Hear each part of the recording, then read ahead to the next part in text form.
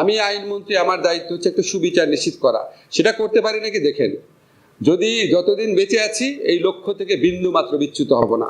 যারা জুলাই হত্যাকাণ্ড করেছে অবশ্যই বাংলাদেশে তাদের বিচার হবে, অবশ্যই তাদের বিচার। মাহমুদ ভাই কি আমার চেয়ে বেশি দেশপ্রেমিক? অন্য কারো নাম বলে আমি সন্দেহ করতাম, কিন্তু মাহমুদ ভাইয়ের নাম যদি কেউ বলে আমি সন্দেহ করব না। যেভাবে ভারতীয় আধিপত্যবাদ প্রতিষ্ঠা করা হয়েছে অবিশ্বাস্য মাত্রায় চলে গেছে। মাহমুদ ভাই নিশ্চয়ই আপনি 3 মাসের মধ্যে টের পাচ্ছেন। আমাদের এখানে এমনকি একটা সামান্য বিয়ের প্রোগ্রামের মধ্যেও আমি দেখি আমার নিজের চোখে দেখা হিজাব করা মেয়ে, সেও হিন্দি নাচের তালে তালে ড্যান্স করছে, এমন ভাবে অনুপ্রবেশ করিয়েছে। ভারত বাংলাদেশে কোনো জিনিস ফ্রি দেয় না, এতগুলো টিভি কেন ফ্রি দিয়েছে? এই সামান্য প্রশ্ন আমরা করতে ভুলে গিয়েছিলাম। ডক্টর আসিফ ভাই তার বক্তব্য রাখার জন্য ঠিক আছে। আমি কিন্তু এহসানকে সরালাম সময় বাঁচানোর জন্য, সবাই ব্যস্ত আছেন। আমার আসলে বলার কিছু না। আমি মুগ্ধ হয়ে আব্দুল হাই শিকদার ভাইয়ের বক্তৃতা শুনলাম। উনি আমাদের 80% সময় খেয়ে ফেলছেন, আর কিছু বলার নাই। 80% সময় কথা বলছেন, তবু প্রশংসা করেছি। রাগী চোখে তাকাচ্ছেন কেন? আচ্ছা, আমি খুব সামান্য কয়েকটা কথা বলবো। আমার জাস্ট ছোটবেলা থেকে শুনে এসেছি নজরুল হচ্ছে জাতীয় কবি। তো আমি আমাদের সাংস্কৃতিক চর্চার মধ্যে, সাহিত্য চর্চার মধ্যে, আমাদের সামাজিক চর্চার মধ্যে কোথাও এটার ছাপ পাই নাই। জাতীয় কবিকে যেভাবে চর্চা করতে হয়, যেভাবে উদযাপন করতে হয়, যেভাবে তুলে ধরতে হয়, আমি সেটার ছাপ কখনো দেখিনি। অনেস্টলি বলছি আপনাকে।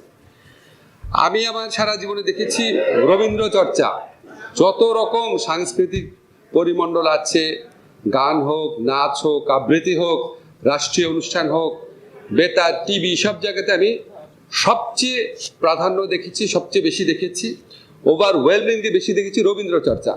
আমি দোষবন্ধ কিছু বলছি না, শুধু আমার কাছে মাঝে মাঝে মনে হতো যে একজনকে আমরা বানিয়েছি রাজনৈতিক ঈশ্বর, রাজনৈতিক জগতে, আরেকজনকে আমরা মানে শেখ হাসিনার সরকার, আরেকজনকে বানিয়েছে হচ্ছে সাংস্কৃতিক জগতের ঈশ্বর। এই ঈশ্বরদের দাপটের কাছে নজরুলের মতো গণমানুষের যারা প্রতিনিধি ছিল তাদেরকে আসলে কোনোদিন সেভাবে তুলে ধরা হয় নাই। এটা আমার জাস্ট অনেস্ট রিয়েলাইজেশন। তবে আমার নিজের কাছে মনে হয়েছে আমাদের জাতীয় জীবনে আমাদের যে রাজনৈতিক চরিত্র রয়েছে, আমাদের যে সামাজিক চরিত্র রয়েছে, এই রাজনৈতিক সামাজিক চরিত্রে নজরুল অনেক অনেক বেশি রেলিভেন্ট। কারণ উনি বিদ্রোহের কবি।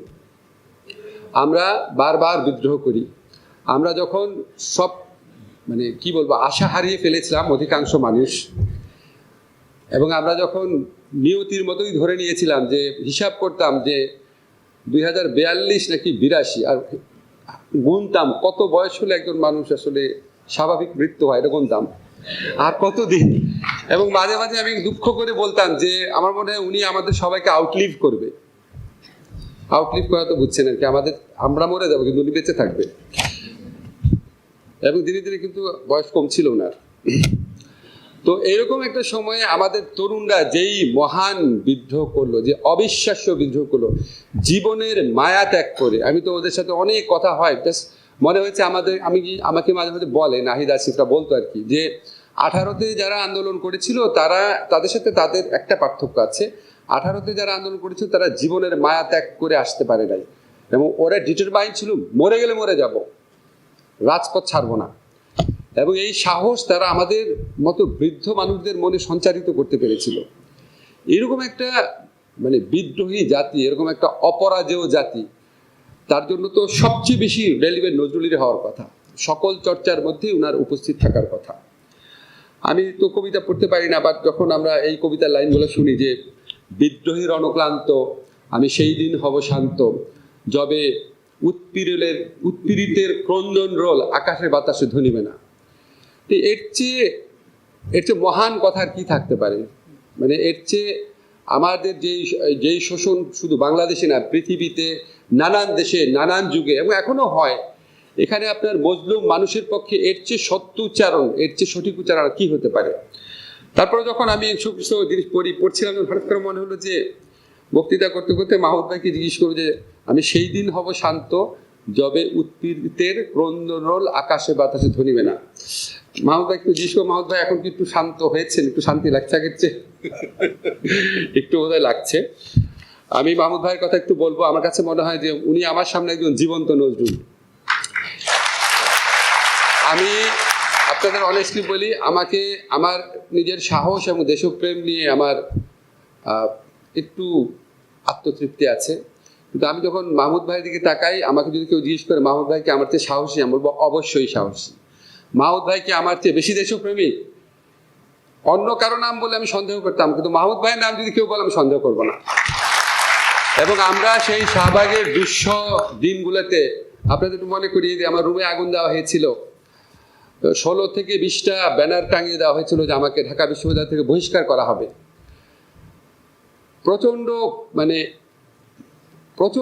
অদ্ভুতই লাগতো যে এইরকম একটা সময় বাংলাদেশে আসবে যে সামান্য একটা কথা বলার জন্য রুমের মধ্যে আগুন দিয়ে দিল। তো তখন একটু নিজেও একটুখানি অবদমিত হয়ে গিয়েছিলাম, ভাবতাম যে আর কত রিস্ক দেবো, একটু বুঝে চলা শুরু করেছিলাম। সেরকম সময় একদিন দেখলাম প্রথম আমার দেশে 8 কলাম হেডিং ছিল, একটা 8 কলাম বড় বড় আপনার অক্ষরে, শাহবাগে ফ্যাসিবাদের প্রতিধ্বনি। মানে আমি বিশ্বাস করতে পারি না এটা সম্ভব ওই সময় বসে এরকম একটা হেডলাইন করা। আমার তো মনে হয় মাহমুদ ভাই শুধু এই হেডলাইনের জন্য বাংলাদেশের সাংবাদিকতার ইতিহাসে, প্রতিবাদের ইতিহাসে চিরস্মরণীয় হয়ে থাকবে। এবং এরপর আমার একটা মনে আছে, যেদিন ওনাকে আদালত প্রাঙ্গণে আক্রমণ করা হয়, যেদিন ওনার শরীর রক্ত ছিল, আমি কয়েকদিন আগে ভিডিওটা আবার দেখেছি। আমার মনে হয় জানাই এই দেশে ভারতীয় আধিপত্যবাদ এবং জুলুমের বিরুদ্ধে উনি যেভাবে রুখে দাঁড়িয়েছে, ফুল কবিতা।